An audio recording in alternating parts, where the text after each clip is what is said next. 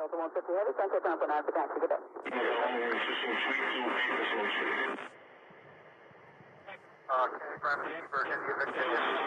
sorry, you good, folks? Sir, I want to go from Terminal 7 via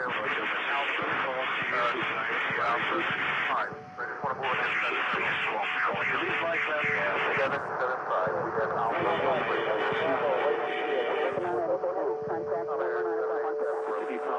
Level 200, direct Golf Zulu Romeo, India.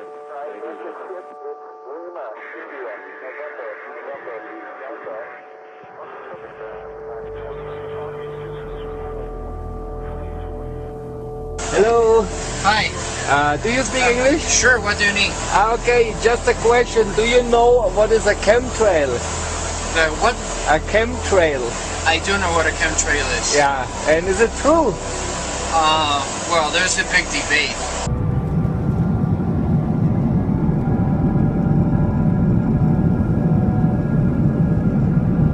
Okay. No. I don't want to go on record for that. Okay. No, but do you believe it? I don't know. Well, I don't have enough information for that. Okay. Yeah, but because I saw a lot of videos on the internet, and it looks believable. Well, it's arguable both ways, I think.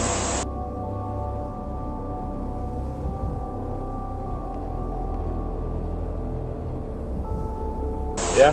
Depends on which side you're on, but yeah. But what is your personal opinion of it? I think there's part of truth. Part of truth, yeah. Yeah, we should investigate this, because when it's true, imagine so many people they suffer of this. Yeah, it's a necessary evil, as you would say. Yeah.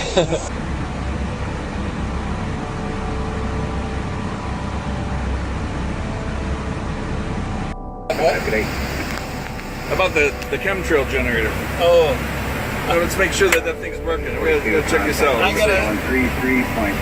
Oh, look at that! They're working. They're working. You can see the chemtrails coming out of the entrance here. Look at that. I'm dying to take a picture. Oh, of that's cool. My neighbor, you got so I see. Chemtrail I'm doing a video. Chemtrail generators are on, and yeah, there it is. Look, you can see them. Oh, hey, that's awesome. It's working. How much more evidence do you need that they're spraying us with shit? Absolute fucking shit. There goes another one in the process. Don't tell me these pilots don't know what the fuck they're doing. They know what they're doing. They're spreading chemicals on. Now for the last 2 weeks, it's been hammered like this, and everybody has got a bad chest, a cough, and a cold. Now you're telling me that that's a virus? Something that just naturally occurs? Bullshit. This is where it's coming from. All this shit is landing on your fucking heads. Wake up, people. It's time to fucking wake up. Aircraft making a condensation trail is very similar in many ways to when you go outside on a cold day and exhale. You create a condensation trail. That little cloud is a condensation trail. Now, if you take a 2-mile walk on a cold day and you can turn around and you can see your condensation trail tracking all the way back for 2 miles. That's how crazy it is to think that what we're looking in the sky is actually condensation trails. The contrails, not the chemical, the contrails occur because of cold air, minus 30. It takes high altitude, around 30,000 feet plus. There's carbon dioxide and water vapor in that exhaust. That turns to ice crystals, and that's what you see, the white stream behind it.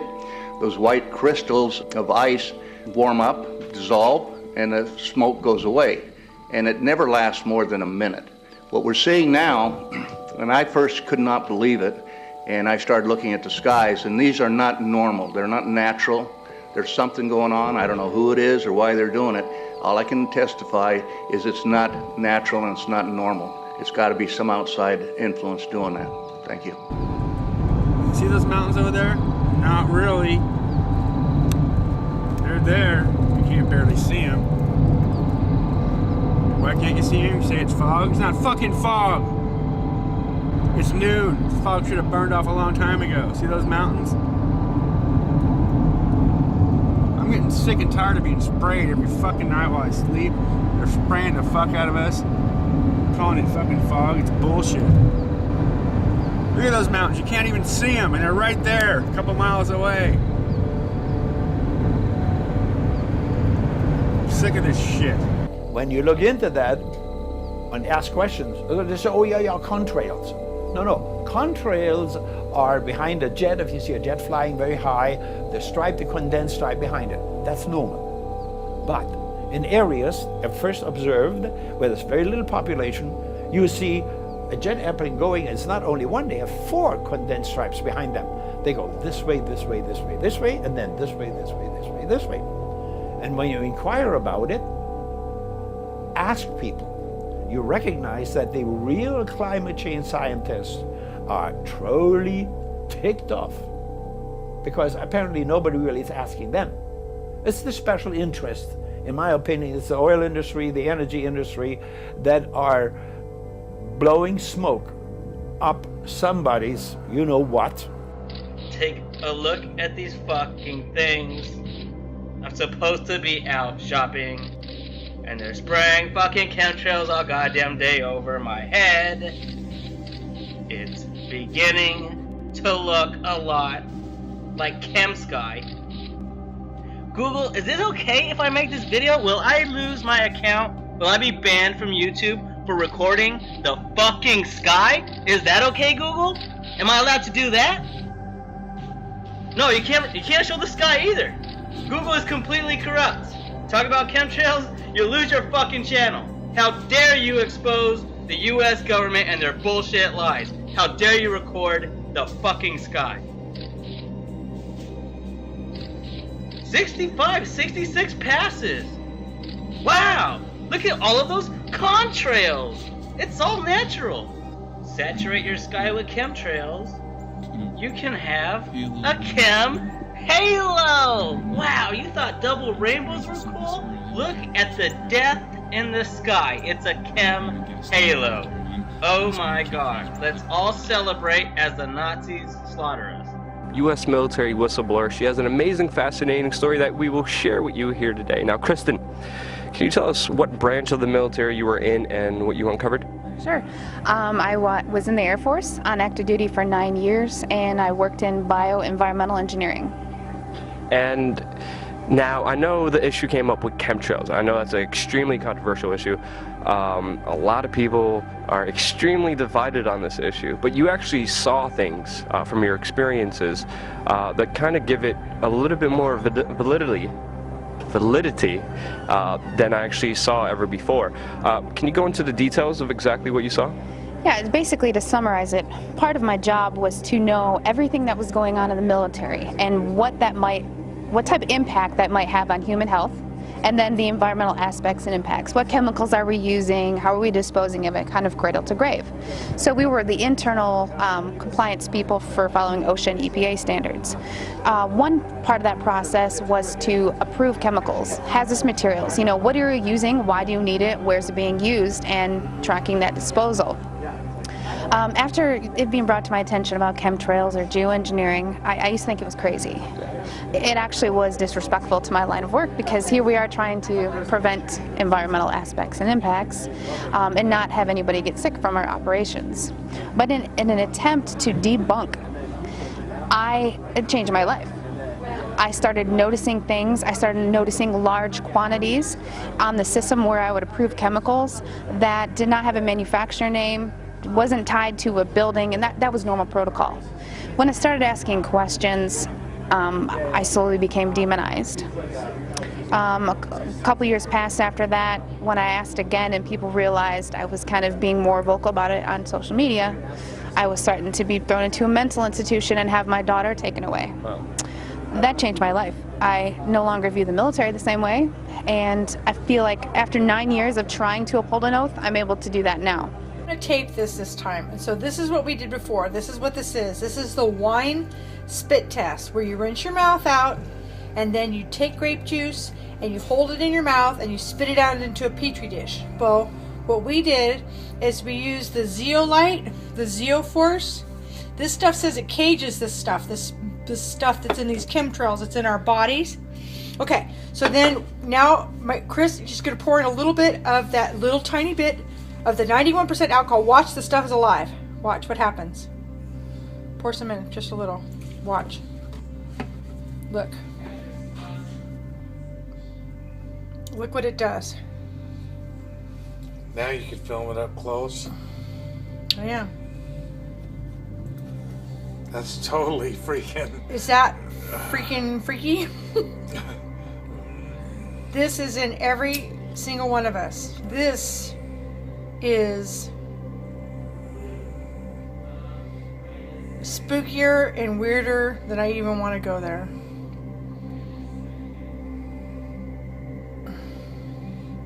Look at it. It's starting to get the other stuff. It was climbing out of the petri dish. It was like trying to climb out. Whether people believe in chemtrails or not, the geoengineering should be scary enough. And when people learn about geoengineering, chemtrails will then become apparent because they're the same. This is from a snow surface at Mount Shasta. 61,100 micrograms per liter of aluminum. This is just ordinary snow water. And people are drinking this stuff when they're hiking on the mountain. And remember, government action is required at 1,000. This is 61 times over the government limit, and our hikers are drinking this poisonous water on Mount Shasta Mountain itself. Strontium, 383. Barium and strontium will take away from your bone structure, make for weak bone structure. The aluminum, though, that's scary, you know. What is it? Alzheimer's, autism, gosh knows what that's doing. All right. I've just went out there and got this one. This is the chemtrail aftermath. You can see on the date. This is that white stuff that comes from the chemtrails. And I snatched this off the screen going on the inside. I want to see what this is going to do. Nasty. It's got the little white specks in it too. Oh, and you just toward the top of the water you can see the strands. Okay.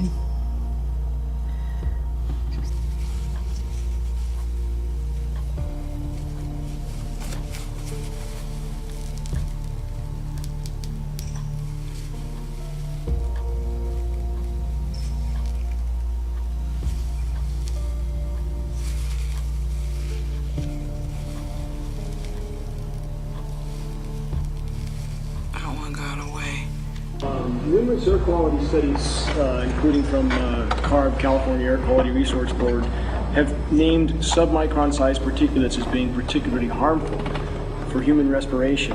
Through all the discussions today, I have not heard any mention of this fallout, and has this been studied, and also the effects of a highly reactive metal like aluminum on toxifying soils and waters?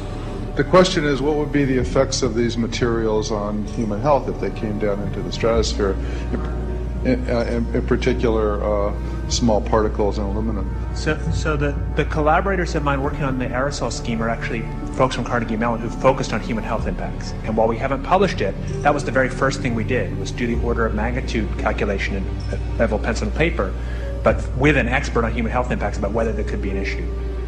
And for aluminum or other particles, there are a lot of toxicological things that need to get looked at seriously.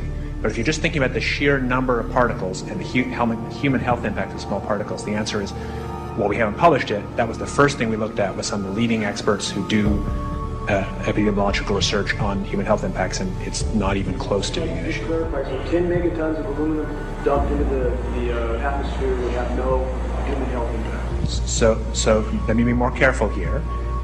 We're to separate out the toxicological. So the alumina, we've only begun to research and published nothing. Alumina, we've only begun to research and published nothing.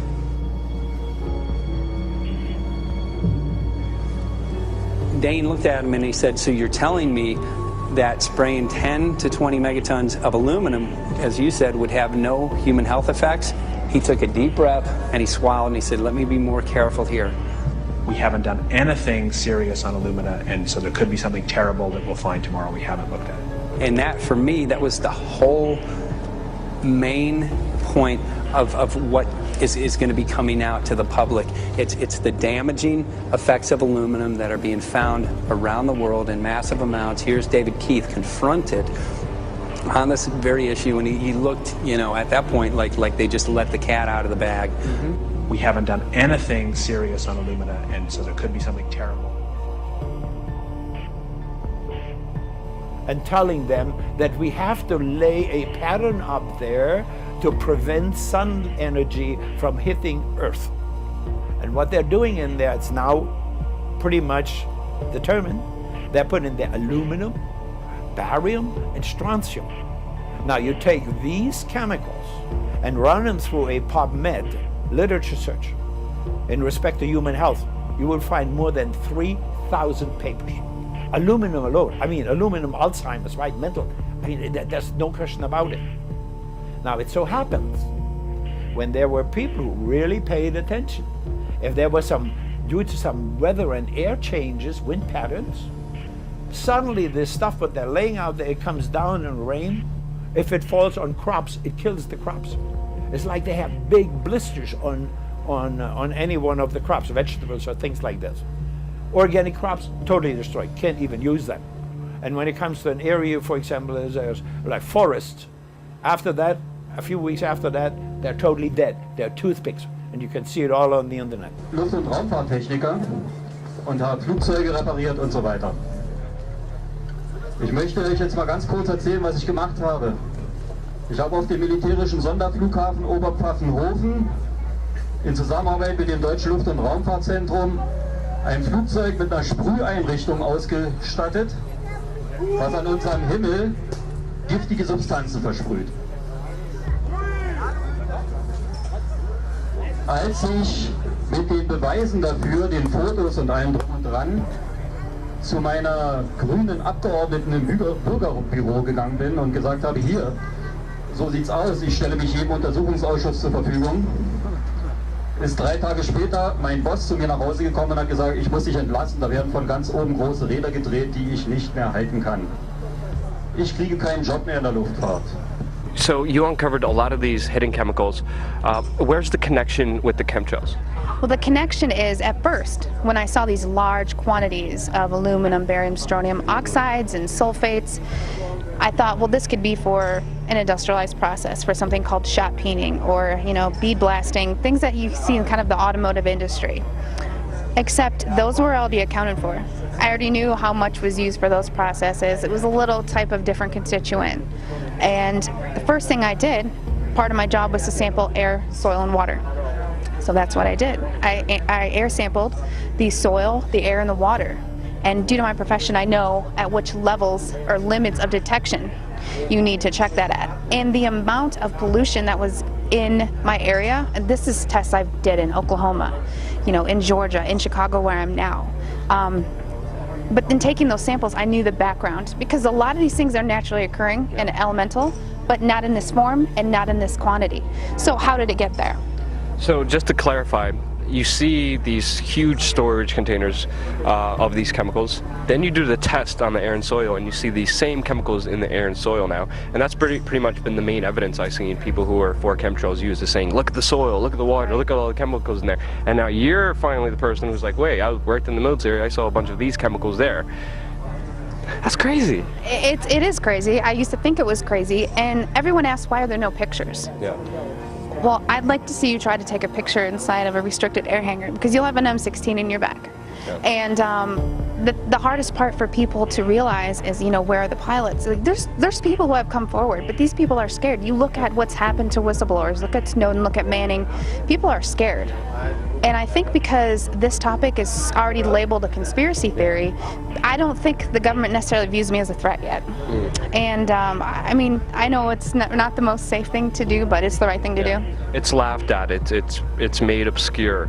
But just to bring the point home, the question I have is, why are they even chemtrailing? Why is the military and government chemtrailing us? I don't know. What's your understanding of it?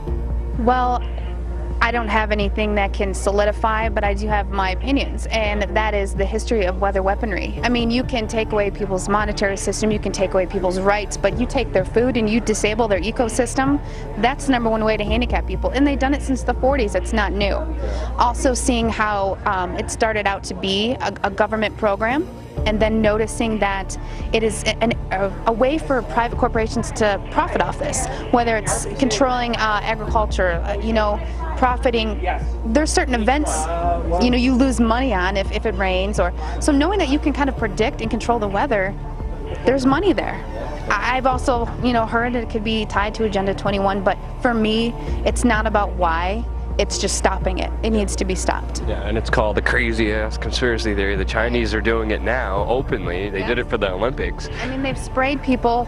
I'm sure you've heard the St. Louis story. They did biological testing. So if the government is capable of doing that, why is it so hard for people to believe? And I don't know if you've heard about David Keith, but he's actually a geoengineer, Canadian.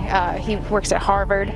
He just wrote a new book on climate engineering, and inadvertently he's brought more awareness to this, because I feel they're getting ready to admit it, and they're trying to sell it to us. You know, it's kind of like they sell vaccines to us, they sell fluoride to us. You know, fluoride is a mining waste product. Well, how can we make that good? You know, put it in your water. So I think that they're trying to now kind of admit it and act like they're going to start doing it, and they've already been doing it.